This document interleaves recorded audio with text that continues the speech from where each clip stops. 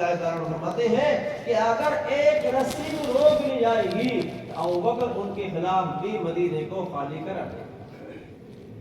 ایسا دین کا ایک رسی کے روک لینے کے بقدر دین میں کمزوری آ جائے ایسا یہ برداشت نہیں ہے. ایوب قص الدین والا حجن حضور اکرم صلی اللہ علیہ وسلم والے دین میں ایک رسی کے روک لینے کے بقدر کمزوری آ جائے یا کمی آ جائے یہ بات بالکل برداشت نہیں ہے.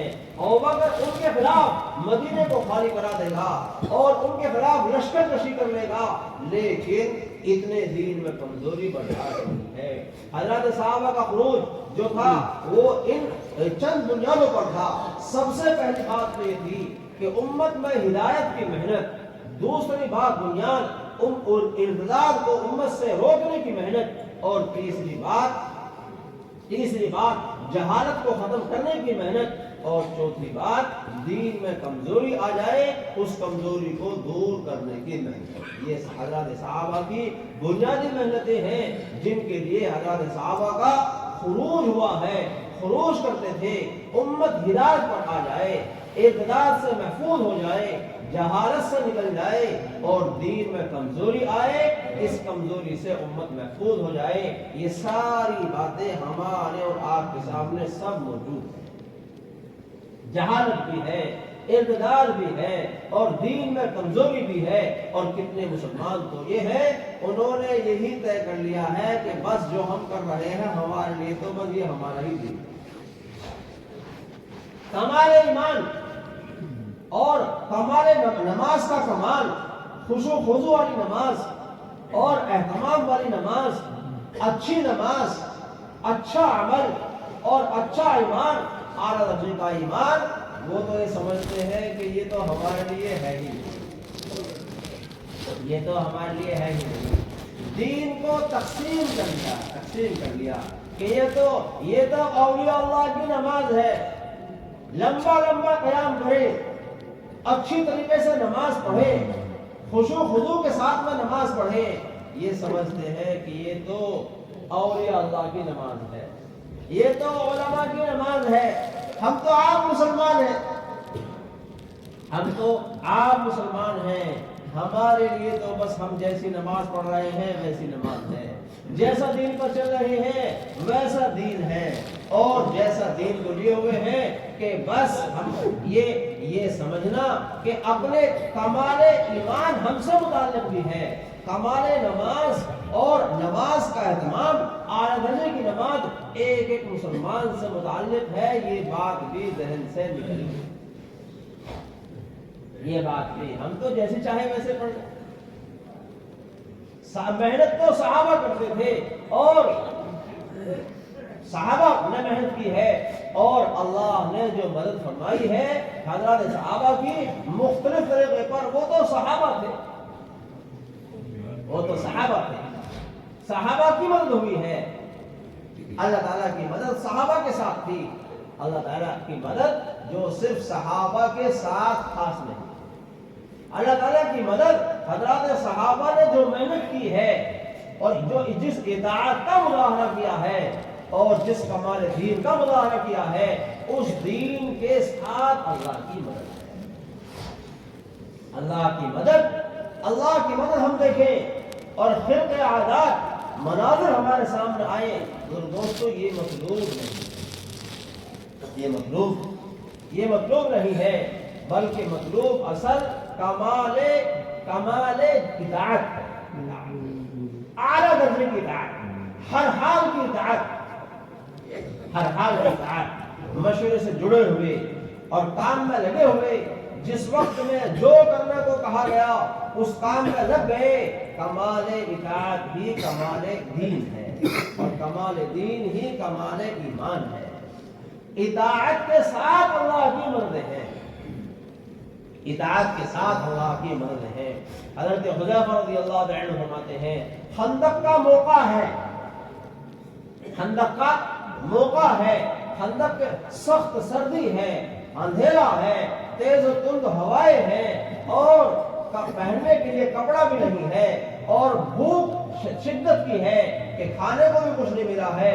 صحابہ کے پیٹ پر پتھر بندھے ہوئے ہیں, پتھر بنے. حضرت حذیفہ رضی اللہ عنہ کے پاس میں بدن چھپانے کو کپڑا بھی نہیں تھا, ایک گڑھا کھود رکھا تھا, اس میں بیٹھے ہوئے تھے اور اوپر سے اپنا کپڑا ڈال رکھا تھا. اب آپ اندازہ کرو کیسا موقع ہے, کیسا منظر ہے, کیسا منظر ہے. اس میں یہ منظر تو یہ ہے, حال تو یہ ہے, اور اس حال میں تقاضا کیا ہے. آپ صلی اللہ علیہ وسلم نے سوچا کہ دشمن کی خبر لائی جائے اور دشمن کا پتہ چلے کہ دشمن کے یہاں کیا ہو رہا ہے. اب اس کام کے لیے کس کو بھیجا جائے, اس تقاضے کے لیے کس کو بھیجا جائے, ایسا حال ہے. اس تقاضے کے لیے آپ صلی اللہ علیہ وسلم نے مطالبہ کیا اور خود ہی عرض کیا کہ حذیفہ کہاں ہے. خود ہی عرض کیا کہ حذیفہ کہاں ہے. آپ نے فرمایا, ایک ہلکی سی آواز آئی, آپ نے فرمایا کہ حذیفہ اٹھ کھڑا ہو, دشمن کی خبر لا. حذیفہ اٹھ کھڑا ہو, دشمن کی خبر لا. حضرت حذیفہ کا خود اپنا حال کیا ہے, اپنا حال یہ ہے, اس سخت حالت میں کھڑا ہونے کی ہمت نہیں, نکلنے کی ہمت نہیں, چلنے کی ہمت نہیں, جانے کی ہمت نہیں. ایسا سخت حال ہے, لیکن فرمان حضور کا ہے, فرمان حضور کا ہے. ہر حال کی اطاعت ہے, ہر حال کی اطاعت. فرمان حضور اکرم صلی اللہ علیہ وسلم کا ہے, جس کی اطاعت کے بغیر کوئی چارے کار نہیں, اور اگر اطاعت میں کمزوری آئی ہے تو ایمان سے ہاتھ دھونا پڑے. ایسے سخت امتحان, ایسا سخت حال ہے. حضرت حذیفہ رضی اللہ عنہ بڑی سخت ناگواری کے ساتھ میں اور بڑی تکلیف کے ساتھ میں کھڑے ہوئے کہ کھڑے ہونے کی ہمت نہیں تھی, اور اس تقاضے کے لیے کھڑے ہو کر وہاں سے چل دیے. حضرت حذیفہ رضی اللہ عنہ فرماتے ہیں کہ جیسے ہی میں اس تقاضے پر حضور اکرم صلی اللہ علیہ وسلم کی دعا لے کر کے رخصت ہوا اور میں وہاں سے چلا, تو اللہ تبارک و تعالی نے پہلی مدد میرے لیے یہ ظاہر فرمائی کہ میری سردی ختم ہو گئی. کیا ہوا, وہ سردی, حالانکہ خروج میں ہی تھے, وہاں بھی خروج میں تھے, جہاں سردی میں ڈھل رہے تھے وہاں خروج میں تھے, مدینہ چھوڑ کر نکلے ہوئے تھے, خندق کے پار آج کا لشکر اپنے کام پر لگا ہوا تھا, اس خروج میں تھے, سردی میں تھے. اس خروج سے یہ تقاضے پر نکلے ہیں, فرماتے ہیں میری سردی ختم ہو گئی, میری سردی ختم ہو گئی. پھر وہاں سے چلے, چلنے کے بعد دشمن کے لشکر میں پہنچے اور اندازہ کیا ہر طرف سے چلو چلو کی آوازیں ہیں کہ چلو, تیز و تند ہوائیں ہیں اور سخت سردی ہے اور ہوا چل رہی ہے ہر طرف سے, اور چلو خیمے اکھڑ رہے ہیں اور چلو لوگوں کی آوازیں آ رہی ہیں. ایک موقع پر ان کو دشمن پر قابو پانے کا موقع ملا. ابو سفیان کو دیکھ لیا کہ اچھا موقع ہے, اس وقت میں جو سپہ سالار ہے دشمنوں کا, اس کا کام تمام کر دوں. اپنا تیر بھی نکال لیا اور نشانہ بھی لگانے لگے, لیکن اچانک بات یاد آئی. حضور اکرم صلی اللہ علیہ وسلم نے چلتے وقت فرمایا تھا کچھ کر کے نہ آنا. کیا فرمایا تھا کہ کچھ کر کے نہ آنا, بس خبر لے کر آؤ. اگر تھوڑا سا تیر چلا دیتے تو ابو سفیان جو بعد میں مسلمان ہوا تھا, اللہ پاک نے اس کو صحابی کے مرتبے سے نوازا اور جنت والوں کو اس کو بنایا, وہ اگر تھوڑی ہی چوک ہو جاتی وہ تو جہنم میں چلا جاتا. کیسی ہدایات کی اطاعت ہے, کیسی ہدایت, ایک ایک بات میں کیسی حکمتیں ہیں کہ کچھ کر کے نہ آنا. اپنا تیر واپس نکالا اور اس کے بعد میں اب واپس آنے لگے. واپس جیسے آ رہے تھے تو راستے میں 20 گھڑ سوار صحابہ کی جماعت سے ملاقات ہوئی, جن میں حضرت جبریل علیہ السلام بھی. آپ سوچو ایک آدمی کو آپ نے تقاضا دیا ہے, اس تقاضے پر گیا ہے, اب اسی اللہ کے راستے کا خروج بھی ہے, حضور اکرم صلی اللہ علیہ وسلم بنفس نفیس موجود ہیں, آپ کی حیات ہے, آپ کی حیات ہی میں فرشتے آسمان سے آئے ہیں اور ان کی ملاقات حضرت حذیفہ سے ہوئی ہے.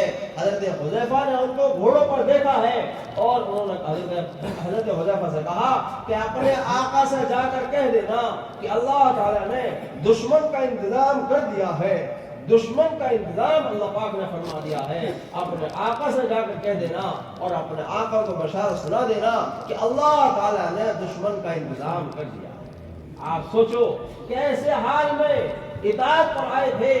تو اس وقت میں جو قربانی دی ہے اس قربانی کی برکات اور اس کے نتیجے اور یہ ہے کہ حضور اکرم صلی اللہ علیہ وسلم تک جو فتح کی اور غلبے کی اور کام کے پورا ہونے کی بشارت پہنچ رہی ہے اور صحابہ کی ملاقات حضرت حذیفہ سے ہو رہی ہے اور حضرت حذیفہ صحابہ کی یہ فرشتوں کی بشارت حضور اکرم صلی اللہ علیہ وسلم تک پہنچا رہے ہیں.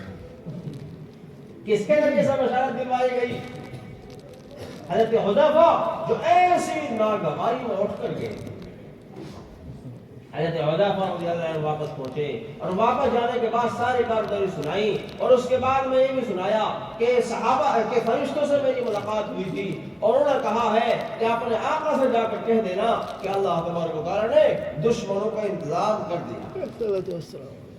حضرت حذیفہ فرماتے ہیں کہ میں جیسے واپس پہنچا اور تقاضا پورا میرا ہوا تو وہ سردی جو مجھے پہلے لگ رہی تھی میری گرمی ختم ہو گئی اور سردی میری پھر دوبارہ سے واپس آ گئی. جیسا سردی میں پہلے سے تھا ویسے ہی سردی میری واپس آ گئی. ایک تقاضے کے لیے گئے. اللہ پاک نے کیسی مدد فرمائی. اللہ تعالیٰ کی مدد کا وعدہ دعوت پر ہے. اللہ پاک نے صاف صاف فرمایا ہے ان تنصروا اللہ ینصرکم. اگر تم اللہ کے دین کی مدد کرو گے اللہ تبارک و تعالیٰ تمہاری مدد فرمائے گا. نصرت ایمان والوں کی نصرت کا وعدہ وہ دین کی مدد پر ہے. نصرت دین پر نصرت مومنین کا وعدہ ہے. ایمان والوں کی مدد جو اللہ پاک فرمائے گا وہ ان کے دین کی مدد پر فرمائے گا. ان دین کی مدد اور دین کی مدد کیا ہے میرے دوستو؟ دین کی مدد ہے دعوت اللہ. اللہ کی طرف بلانا.